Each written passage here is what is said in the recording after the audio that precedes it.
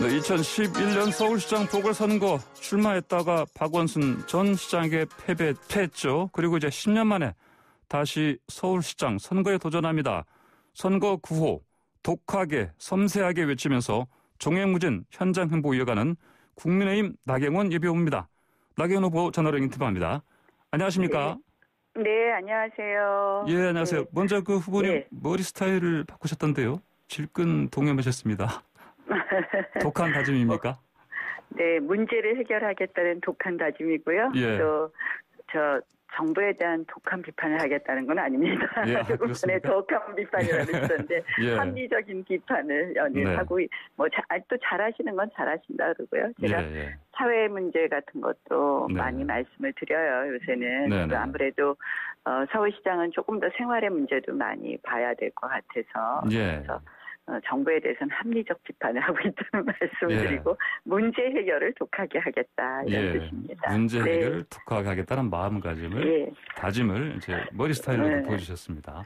왜냐하면 아무래도 예. 지금 너무 힘드시잖아요. 예. 제가 현장에 가서 보면 정말 너무 힘드세요. 우리가 뭐 부동산도 마찬가지지만 또 코로나 위기로 정말 삶이 내몰리는 분들이 너무 많으시거든요. 예. 그래서 이번 서울시장은 또 특히 1년 3개월짜리란 말이에요. 네네. 그러면 그때 가장 뭘 해야 되느냐. 결국은 네. 아직도 코로나 위기가 종료되기는 멀었고 그러면 진짜 이 삶의 벼랑 끝에 몰린 분들을 위해서 예. 해결해야 되겠다는 독한 정말 결심이 있어야 되겠더라고요. 네. 예. 청취자분들은 지금 보니까 그 독한 머리 스타일도 잘 어울리신다는 평가가 맞습니다. 예, 알겠습니다. 자, 방금 말씀하신 것처럼 그 자영업자, 소상공인들 많이 만나고 계시죠? 예. 그분들, 아무래도 현장에 가면 제일 많이 뵙죠. 그분들이 주로 어떤 말씀들 하십니까? 나후보님께. 정말 힘들다는 말씀하시죠. 예. 특히 이제 임대료, 그러니까 제가 출마 선언하는 날도 이태원의 먹자골목이라고 하더라고요. 거기서 출마 선언을 했는데 70m를 걸어가는데 여른 집이 하나도 없어요. 전부 휴업 아니면 폐업 아니면 휴업 폐업이에요. 그러니까 임대료를 다 까먹을 때까지는 휴업이고요. 임대료를 다 까먹고 나서, 그러니까 보증금을 다 까먹고 나서는 폐업이더라고요. 그만큼 힘드신 거죠. 예. 그래도 이제 이분들, 이렇게 코로나19 상황에서 겪으신 고통, 특히 이제 말씀하신 것처럼 그 임대비도 이제 낼 수 없는, 그래서 계속해서 그 신용불량자로 전락하신 분들 많고, 그래서 그 손실보상법에 대한 얘기들이 나오고 있는데, 이게 보니까 맞습니다. 좀 혼란스러워 보입니다. 그러니까 소급 적용 안 된다고 하고, 또 증세 얘기도 들리고요. 자, 어떤 문제가 있다고 보십니까? 이 관련해서. 이게 이제 얼마나 형평성 있게 주느냐의 문제도 있을 거고, 이제 재원이 많이 들어가기 때문에 이 재원 마련 부분이 있을 겁니다. 근데 재원 마련을 지금 부가세 1% 올린다는 이야기도 있는데요. 지금 힘든 시기에 이 조세 저항이 만만치 않다고 봅니다. 그 얼마 전에도 소주값 인상이랑 담배값 인상을 정말 이 시절 모르고 발표했다가 다시 철회하기도 하지 않았습니까? 그래서 지금 이 시점에 부가세 1%를 올리는 거는 맞지 않고요. 오히려 김종인 위원장께서 말씀하신 본 예산에서 그 20% 지출 항목을 긴급재정 명령으로 바꿔서 100조 원 재원을 마련하는 것이 조금 오히려 현실적이지 않을까 그런 생각이고요. 가장 중요한 것은 역시 어떻게 정말 이 형평성 있게 잘 구조를 짜느냐의 문제인데요.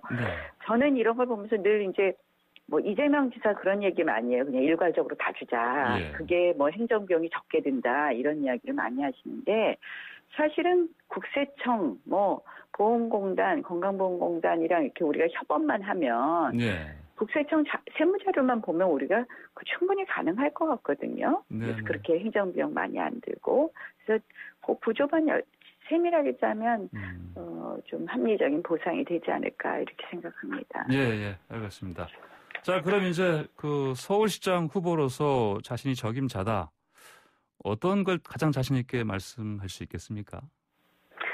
제가 이제 아까 독하게 섬세하게 말씀하셨는데 지금 일단 1년 3개월 동안 할 일은 부동산, 코로나 위기 퇴치, 위기 극복 이 두 가지라고 생각을 하고요. 예. 그거는 결단력 있는 리더십이 필요하다고 생각합니다. 예. 이게 뭐 우유부단하거나 좌고우면하다가는 이거 아무것도 해결 못한다고 생각하고요. 예. 그 다음에 또 하나는 이제 결단력 있는 리더십을 가지려면 아무래도 여당 후보들은 이 뭐 정부가 한 거에 반대하기 좀 어려운 부분이 있을 것이고요. 두 번째는 이 섬세한 정책을 집행할 능력이 있어야 된다라는 말씀을 드리는데요. 예. 제가 사실은 뭐 의정 활동하는 동안 늘 현장에 답이 있다. 그리고 토요 데이트라 그래서 늘 뭐 토요일마다 우리 지역의 민원을 듣고 했었거든요. 예. 그래서 이 현장에서 목소리를 잘 못 들으면 탁상 행정이라 그러죠. 그런 경우가 많은 것 같습니다. 그래서 그런 면에서 그동안 쭉 정치하면서 가져왔던 그런 노하우 그런 걸 쏟아낼 수 있고 또 특히 이제 이번 문제를 해결하려면 전 정치력도 필요하다고 생각합니다. 예. 뭐 시장이 시장실 안에서만 해결할 수 있는 게 아니라 국회와의 협업이라든지 정부 또 때로는 글로벌 네트워크도 필요하다고 생각하거든요. 그래서 그런 점에서 잘할 수 있지 않나라고 생각을 합니다. 예, 알겠습니다. 그 이제 서울시장 후보들분들이 이제 공통적으로 하는 얘기가 당연히 최대 화두 부동산 문제 아니겠습니까? 네. 이제 나경원 후보께서는 개발 제한을 좀 풀자 이런 입장이신 거죠? 그러니까 개발 제한이 아니라 그 규제를 풀자는 겁니다. 규제를 풀자고요. 예. 그린벨트 등 뭐 개발 제한 구역을 해제하다는 건 아니고요. 예. 어제도 태릉에 갔다 왔어요. 제가 이제 동북권 공약을 발표하러 갔는데 이 태릉을 지키는 분들이 거기 오셨더군요. 그래서 말씀을 나눴는데 제가 말씀드린 거는 이런 그린벨트 같은 걸 마구 풀자는 것이 아니라 지금 뭐 용적률, 용도지구, 뭐 층고 제한 이런 것들이 오래된 규제들이거든요. 그리고 오래된 뭐 토지 이용 모습을 기준으로 한 것도 있고요. 그래서 이런 부분을 법이 허용하는 최고의 용적률, 법이 허용하는 그것을 최고로 찾아주자 이런 것으로 보시면 되겠습니다. 그렇게 말씀하시니까 다른 후보들과 이렇게 크게 이렇게 차별적인 부분은 지금 들리지가 않습니다. 제가 이제 말씀드리는 것 중에 하나는 이제 원스톱 심의 서비스죠. 그래서 심의 기간이 굉장히 오래 걸려요. 그래서 그 기간들을 좀 단축하겠다는 말씀을 드리고요. 다 비슷한 것 같지만 조금씩은 다르다고 생각합니다. 특히 이제 여당 출신 의원들하고는 여당 출신 후보들하고는 저희가 대별점이 많이 있죠. 뭐 특히 그 최근에 뭐 박영선 후보가 30만 원까지 수치를 제시했습니다. 또 우상호 또 후보는 또 그 강변북로 위에다가 또 짓겠다 이런 얘기도 했었고요. 현실성이 있다고 보십니까? 좀 현실성이 없다고 봅니다. 한마디로 박영선 후보는 이제 5년간 공공주택 30만 호 공급하겠다고 했죠. 공공주택을. 근데 30만 호 지으려면 그 여의도 부지의 면적의 17배의 땅이 필요합니다. 그래서 이 부지를 어디서 다 확보를 하실지 하는 그런 의문이 있고요. 공공주택이라고 그러셨는데 그 위례 신도시 아시죠? 위례 신도시가 42,000 세대인데요. 그 위례 신도시 하나 만드는데 거의 10년 걸렸습니다. 그래서 이 5년 안에 공공주택 30만 호가 현실성이 저는 없다고 봅니다. 그리고 뭐 우상호 후보 공약도 뭐 별반 다르지 않다고 생각합니다. 자, 이 서울시장 보궐선거가 이제 그 박원순 전 서울시장의 성 비위 때문에 이제 치르는 것이라서 그런 것인지 이번에 나경원 후보께서는 이른바 그 원스트라이크 아웃제 구상 중이다. 뭐 서울시에서 성비위만 일어나면 이런 식으로 처리하시겠다 이렇게 얘기하셨죠? 어떤 내용입니까 이게? 뭐 사실은 어쨌든 우리가 모든 뭐 지금 이제 이 서울시장 선거 다시 치르는 것만 해도 예산을 우리가 얼마나 씁니까? 엄청난 예산을 다시 쓰는 거 아니겠습니까? 그러면 이 문제는 왜 일어났느냐, 선거는 왜 일어났느냐, 그걸 근본적으로 어떻게 해결해야 되느냐를 봐야 될 것 같은데요.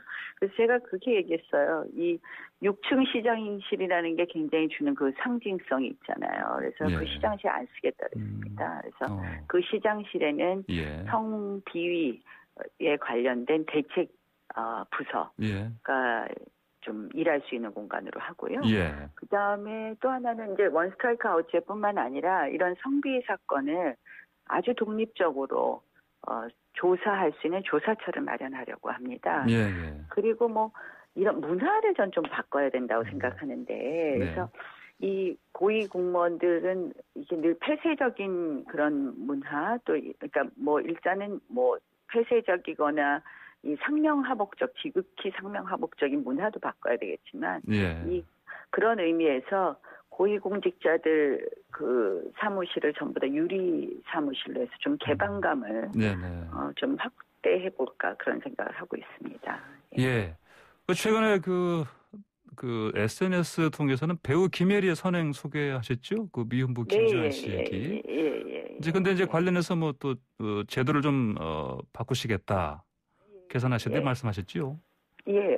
오늘 아침에 지금 안 그래도 인터뷰하기 전에 우리 국민의힘 국회의원 한 분하고 이 문제로 통화를 했었습니다. 그래서 이게 이제 모의 경우에는 이제 출생 신고를 할 수 있지만 부의 경우에는 쉽지 않은 그러니까 부의 경우에는 어렵거든요. 할 수 없거든요. 그래서 그걸 어떻게 개선할 수 있느냐. 그래서 그걸 안 그래도 논의하고 있었습니다.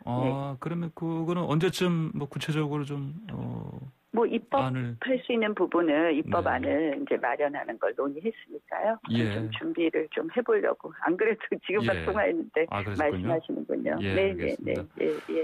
자, 그나저나 김종인 위원장이 신인도 주목하라.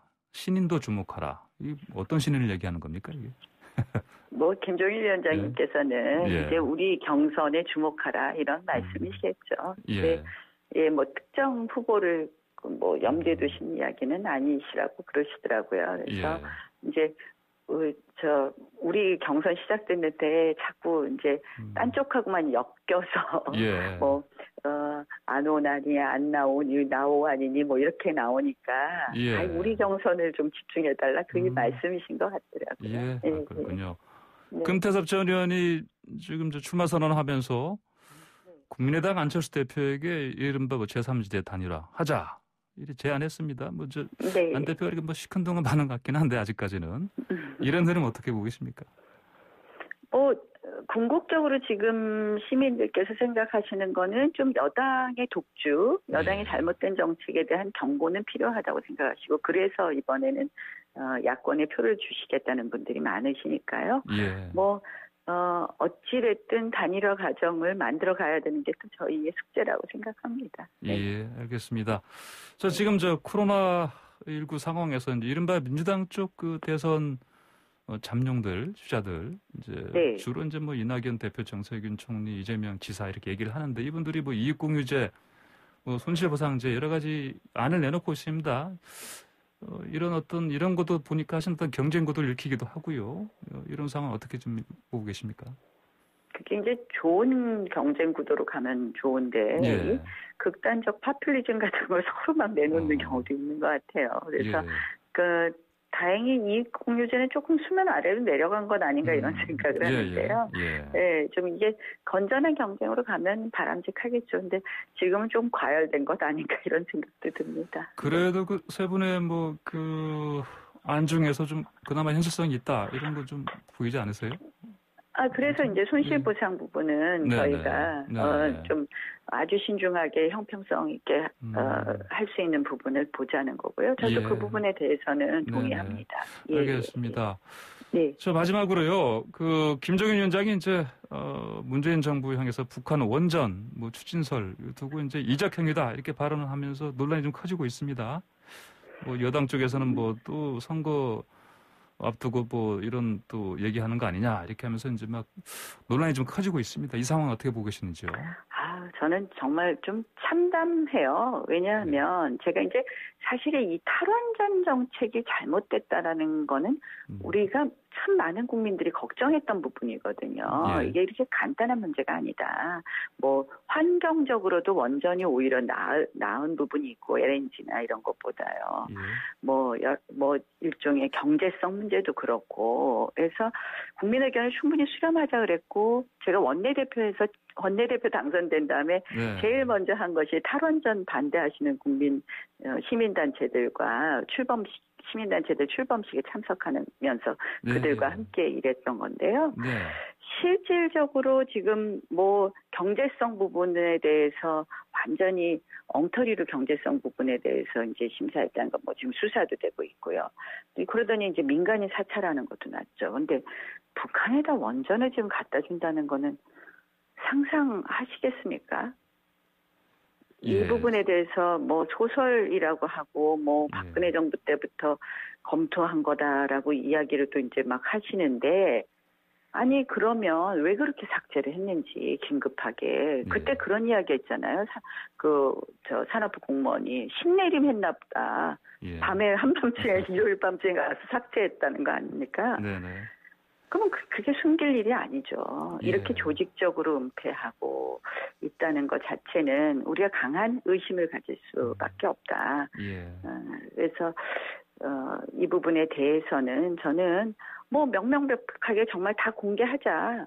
USB 뭐 줬다 안 줬다 그때 저 판문점 선언하고 나서는 USB 줬다고 정부 브리핑에 나와 있었는데 청와대 브리핑에 지금은 또 뭐 USB 안 줬다고 또 얘기를 하더라고요. 근데 뭐 청와대가 브리핑한 게 있으니 그 USB 내용 다 공개하면 어떠냐. 네네. 그런 생각입니다. 네, 알겠습니다.